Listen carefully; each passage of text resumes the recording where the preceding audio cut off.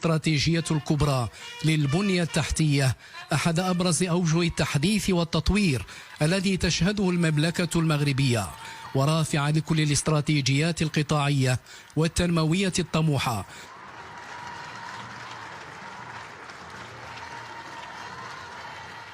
ما مكن المغرب من بلوغ المكانة الرائدة التي بات يحظى بها في هذا المجال قاريا وإقليميا.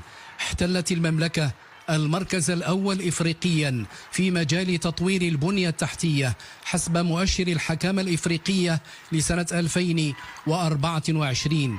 أصبح ميناء طنجة يحتل المرتبة الأولى في حوض البحر الأبيض المتوسط وإفريقيا كأكبر ميناء للحاويات، إضافة إلى الإنجازات المحققة في مجال البنيات التحتية الكبرى والمتنوعة التي تحدد معالم المغرب اليوم. إنجاز المشاريع الكبرى للبنيات التحتية في مختلف المجالات له انعكاساته الإيجابية في تعزيز ولوجية المغرب وتيسير اندماجه الترابي عبر شبكة لوجستية تستجيب للمعايير الدولية. بمحطة القطار الرباط أغدال أشرف جلالة الملك على إعطاء انطلاقة إنجاز الخط السككي فائق السرعة LGV القنيطرة مراكش على طول 430 كيلومتر.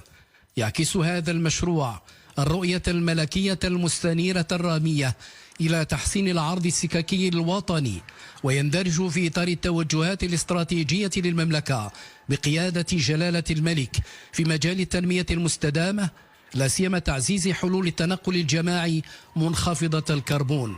كما يجسد المشروع العزم الراسخ للمغرب على مواصلة تطوير شبكة السكك الحديدية الوطنية حتى تضطلع بدورها الكامل كعمود فقري لمنظومة نقل مستدامة وشاملة.